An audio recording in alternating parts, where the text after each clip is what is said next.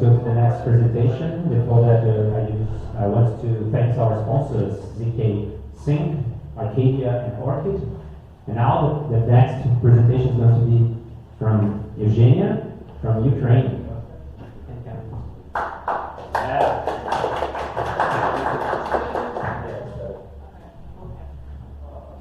Hi everyone, let me use the microphone for the recording.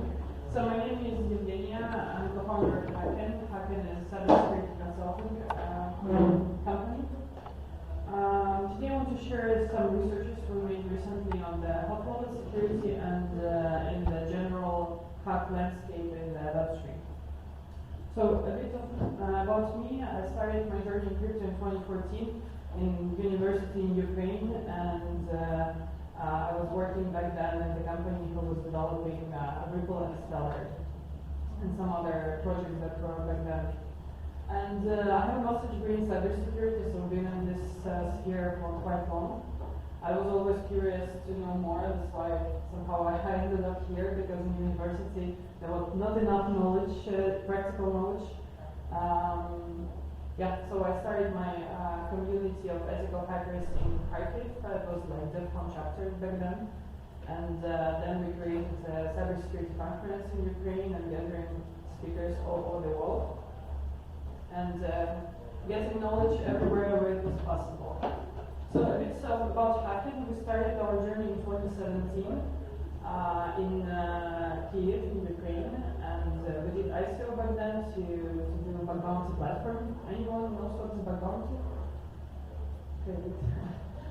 So yeah, we built a bug bounty platform. It's called Hacken. We have there more than 30 hackers, and projects like Near and Aurora Near using our platform to communicate with ethical hackers and get vulnerabilities and fix them timely.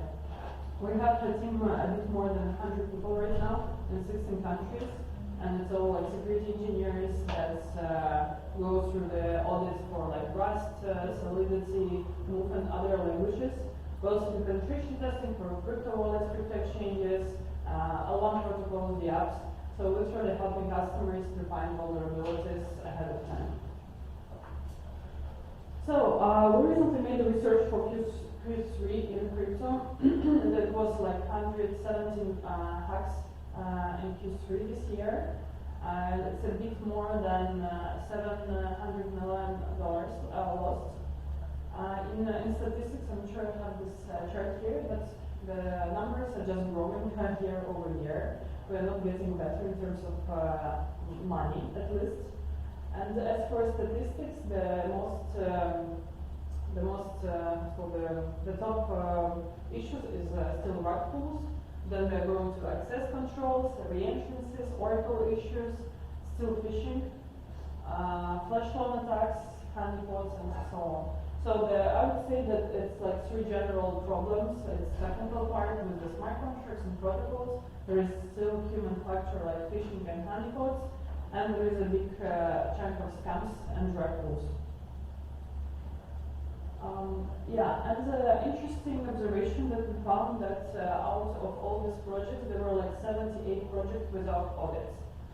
Is the audit a silver bullet? I would say no, but it's still something that can prevent projects from being hacked. And there were interesting stuff that even from our experience auditing the projects. So what the projects do, they audit one code and deploy the other code, which doesn't make much sense. So as for rug tools, I'm pretty sure we've heard a lot of cases. It's still not clear what is going on with multi-chain, but it's been like one of the major problems in the last quarter, I would say. The project types with the most hacks, it's still like tokens, early launch bridges, and stable coins. And one of our projects called Startup of Life, what we do, we rank crypto exchanges in terms of their security. We check the penetration testing reports, bug bounties, insurance, ISO and PCI DSS, which is a bit relevant to this industry. And So our first category that we started to work with was crypto exchanges. We did this research for over 200 exchanges from top CoinGecko. And now this security score is a part of trust score in CoinGecko. So if you are choosing the exchange you want to like, deposit some money, go to CoinGecko trust score and check what is the trust score there. The parameters there are quite complex. It's about community, legal, and a lot of stuff. And part of this is cybersecurity.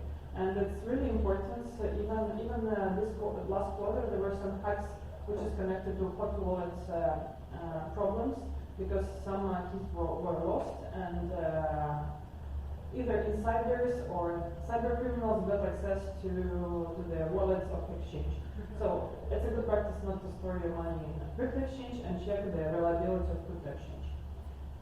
Yeah, and we decided to look to the next step, and we analyzed 49 brands of different hot wallets. And it was, in general, it was 159 different applications, either it's like Android or iOS or Chrome extension or desktop application. And we were analyzing multiple parameters there.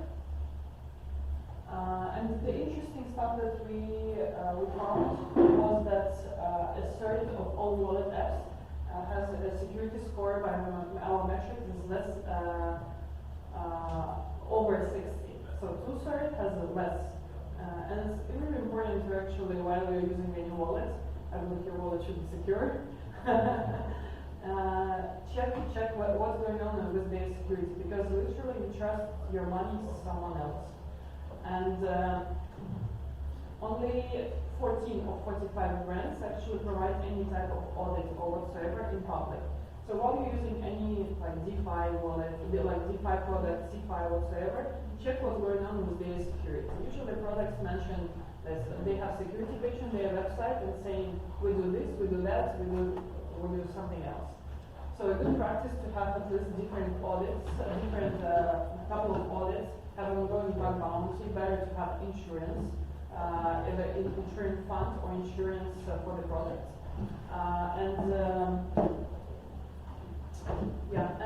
Next step, I would say monitoring. To have as a product developer to have to monitor your not only your infrastructure but also the smart contracts you have. And from our statistics, only 6 of 45 brands conducted the full penetration testing. It means they checked all their Chrome extensions, mobile extensions, or wallet applications whatsoever to cover this fully. From our experience analyzing all these wallets, extensions are more secure than mobile and desktop wallet apps. It could be connected with different factors. Usually, I would say we would have more specialists on web security rather than desktop security and mobile security. That's why some projects just neglect, I would say, mobile and desktop. And I believe there's still a lot of users there. So, also, which is interesting, we analyzed also the bug bounties that they have. So, for those who don't know, bug bounties is a kind of, let's say, engagement between researchers and companies who wants to test their security. So, literally what they do, after they've done anything internally and externally with some auditors, they ask community of ethical hackers, developers, researchers to check their product to get the bounty. And the statistics is not that much shiny, I would say, and we still have programs here as well. So that's a great question, actually, who is responsible for wallet security, because from one hand, it's your decision to trust your crypto to hot wallets. From the other side, I would believe that the programs like wallet developers should do everything possible to minimize risks of users being hacked. So it means they should do everything possible internally and externally to decrease the cost of error of users. Because a lot of problems we see that we lost our private keys, it's stolen or something else. So this is like with your, actually it's not like with your bank, because you would go to bank and say, I lost my card, please issue a new one. And here is not the case, like your keys, your crypto.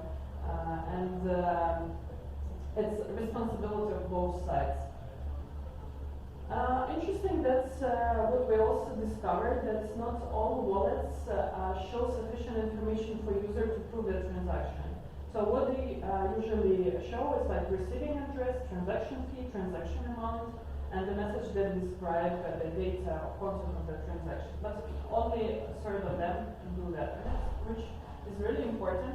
For example, I know that in MetaMask and Snaps they already implemented such feature as kind of risk score of the smart contract and the like how trustable it is. If it's like a scam, if it's like vulnerable or not. I believe it's on the testing stage right now, but still you as the user have some sense of understanding which contract you interact with and how reliable it is. I would say that if we are going to the main security features that should be in the wallet, it's about obligatory backup. How many of you actually created the wallet and saved your seed phrase somewhere, did a backup? Good. Then strong password or biometrics, like you mentioned, like SID, to sign a transaction. Of course, it's a way easier than typing a password, and it's also a kind of a problem between usability and security in this case. Then there are support mechanisms, cold wallet compatibility, and most important, but I believe a lot of people do that, the screenshots while doing the backup. How many of you did screenshots? You're just, the honest one. Yeah, and if we're going back to the results of our research, so this is the most secure wallets for mobile from our, I'm not sure if you can see actually, here. It's like Zengo, Trust Wallet, Coinbase Wallet, MetaMask, and Coin98 for the mobile security. For desktop, it's Coin98, Exodus, Ledger. And for browser extensions, it's MetaMask in all the browsers, Ruby, Trust Wallet, and Coin98. What about the hardware wallets? No, we have less of the hotspot wallets. How many people heard about Atomic Wallet case? It's been, I believe, somewhere in Q2 or Q3 this year. It was around 100 million, but it's still not clear what's happened. They didn't provide explanation. It could be not just targeted at actually users they have, not the problem in Atomic Wallet itself. It's still not clear. They haven't published anything clear what's happened. But still, it's important to say that the data score was quite low by our methodology, and other wallets that you might know, it's also not going that great.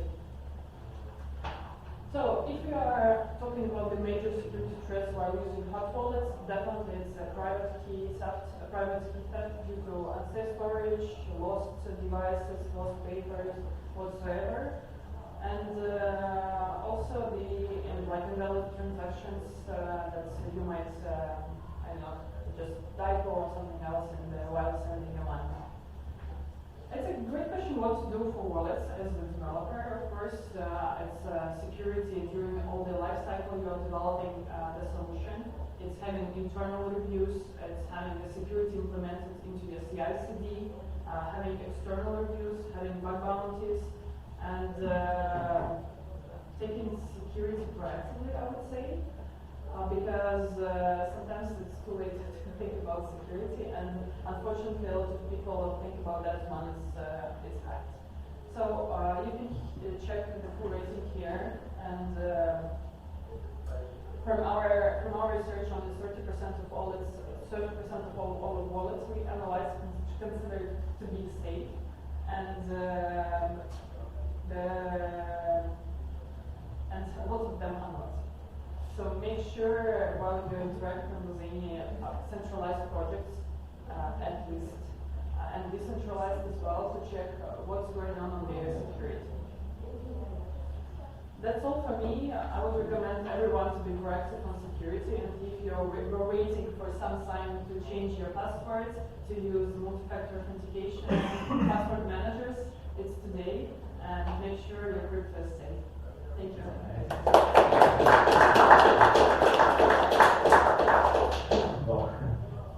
Very good presentation, thank you.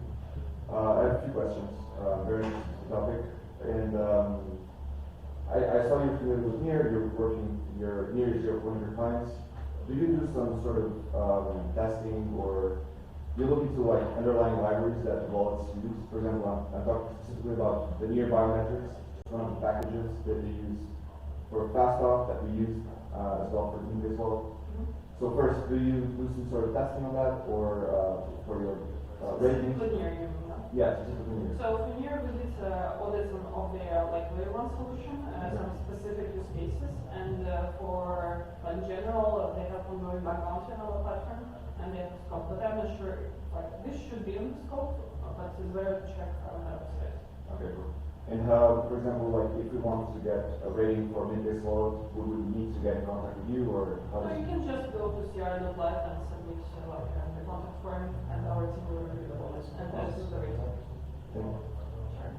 Or you can just contact me, and I will facilitate this process. Thank you so much. So, in your opinion, what's the best way to buy OMC? I would say do your own research. I mean, there is a lot of approaches. You could do this on the paper, you could do this somewhere else in some like crypto. So it depends on what I would say, diversify and have backup plan. What wallet do you use? I test a lot of different wallets. And on the kind of hacking side of things, are you noticing that it's specific or is it random? So what I mean by that is, how much is Lazarus Group, how much is organised crime, the North Koreans, in terms of the hacking that's happening? Is it just lots and lots of different people, or is it concentrated in certain areas? It depends on type of hacks and type of specializations, I would say, and type of scams, or just sophisticated attacks on smart contracts. So there's no, but we all heard about the North Korean hackers, and they're like significant achievements, I would say. But we have hackers everywhere. Yeah, I have a question regarding bug bounties. Does it have an impact on the price that companies pay for auditing afterwards? Does it have a successful bug bounty period? Sorry, can you repeat? I didn't get the question. Companies who want to audit Okay. smart contracts, Okay. what's the impact on the price for auditing if they decided to do a bug bounty? Like, does it help if you got a successful bug bounty? I would not say so, because the auditing scope and the price of server depends on the scope itself, and literally we engage some consultants, researchers to do the work in a specific period of time. And having bug bounties is just another way of protection, and therefore depends on that to minimize risks. So I would say it's two separate, but we'd recommend to have audit first and then go into bug bounty. Because in bug bounty you pay per each issue, and in audit you pay per engagement. So, like for fixing all the issues auditors found, reduce the amount of bounty you would pay or not. Depends on the auditors and approaches.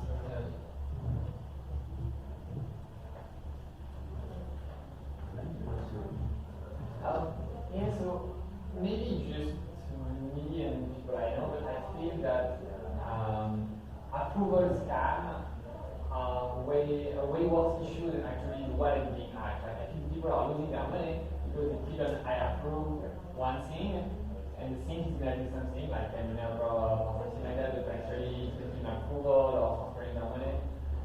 So it's also what you saw see, but you think there is more risk in the user doing stupid stuff and the wallet not warning him, or do you think the wallet being hacked in the sense of they extract the private key or sign anything they want is more risky? It's a great question what is more risky. I know that's the way of from two sides. It's also about user education and user awareness about security issues. And I believe that like products, like wallets, exchanges should do some educational campaigns for users to minimize the broad click on whatsoever. I would say that phishing in general is more widespread, and we don't know about these numbers because it's just happened to one person, to another person, and no one reports this somewhere. But we have only big issues reported, like if the product itself hacked, or someone famous or big amount of money hacked. So we don't have the statistics about retail users. Regarding this question, I have another one. So let's say we introduce LLMs or AI to explain what's the transaction to users, because users are really looking to fail, right? They just prove or. Yeah. If we introduce like AI to kind of explain what's going on under the hood, do you think are we introducing a new vector attack here, or do you think it's a good, could be a good thing to do? I believe education and generally explaining user what's going on here in the easily readable way for non-technical people is good. And I've seen some wallets doing this, like just you're sending money from here to here, here's the amount of money, here's to whom you're sending this. I believe we should make it, like you mentioned about user experience, I believe we should make it as much easier and as much with less possibility of error as possible from the wallet perspective. Because at the end of the day, I believe that users will come to you and say, oh, I was hacked, it's like your problem. But I mean, it's not your problem. Good. If you have any questions, I'm here. I'll be happy to. Thank you.